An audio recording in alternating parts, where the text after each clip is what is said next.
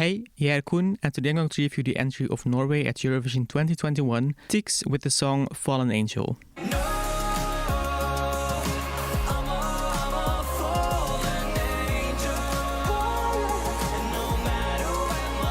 Last year, Ulrike won the Norwegian national final Melodi Grand Prix with her song Attention. The Norwegian broadcaster decided not to internally reselect her as the Norwegian artist for Eurovision 2021, but they did offer Ulrike a place in the grand final of the national final, which she declined. She did, however, perform during the interval acts. Tix won this national final. He was one of the acts that was automatically qualified for the grand final, but he performed his song during the first semi-final as an interval act. Back then, his entry was in Norwegian and was called Urav Mørket. Just before the grand final, he revealed that he was going to compete with the English version of the song called Fallen Angel. The song is about someone who feels like he is not good enough for a girl to be in a relationship with her and compares himself to a fallen angel. The big fan favorite to win the Norwegian national final was another automatic qualifier, Koen, who represented Norway before in 2019 with the song Spirit in the Sky. This year they competed in the national final with the song Monument. Both Koen and Tix ended up in the super final, which means that in the end there was only one final voting round between Koen and Tix, which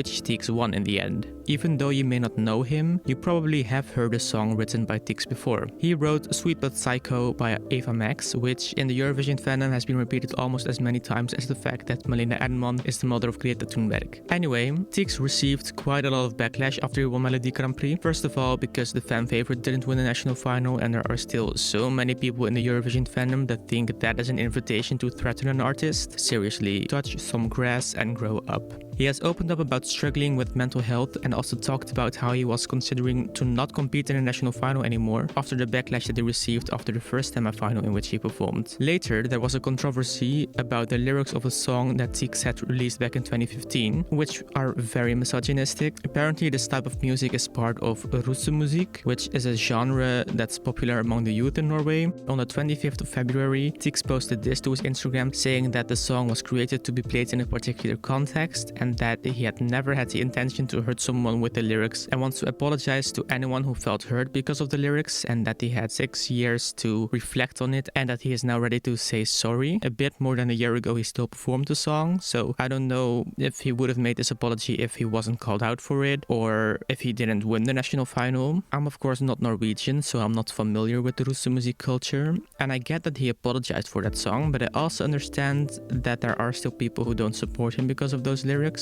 despite him having apologized. I'm not going to tell anyone how to feel about the lyrics and about him having apologized. I think everyone should make their decision about that themselves, but the fact that a bit more than a year ago he still performed the song is also kinda why I get that people still are hesitant to really support him. Now, something else I want to talk about is that I think it's so annoying that people are still talking about how Koen should have won, that under every post about Norway people are talking about Koen. Even under a video where Tix talks about his struggle with his mental health, people are commenting stuff like Koen should have won and this song is bad. It was a competition they entered and they didn't win. And sure, I liked Koen's entry too, and sure, I've had the fantasy of Duncan handing over the Eurovision trophy to Koen in May, which would have been an awesome moment because they competed in the same year and hung out together and stuff, so it would have been a full circle moment. But that won't happen because they didn't win. Just accept it. Don't get bitter.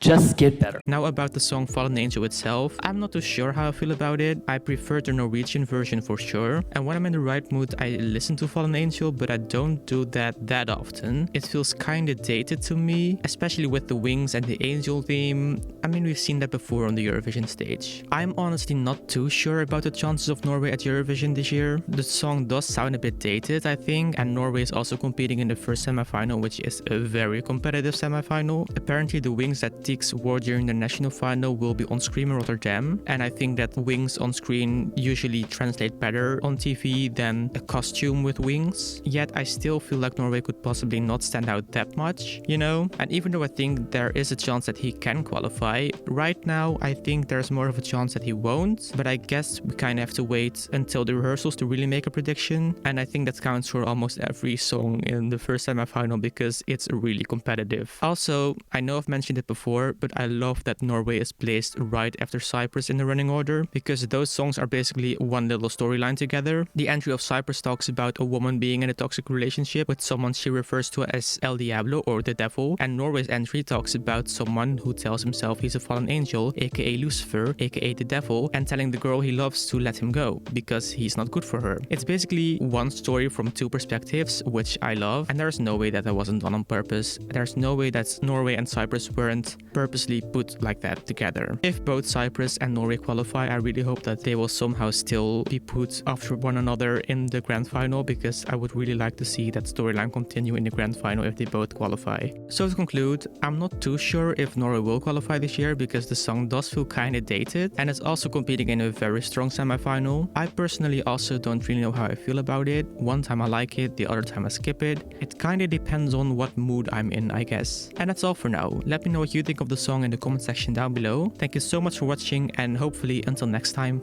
ha det!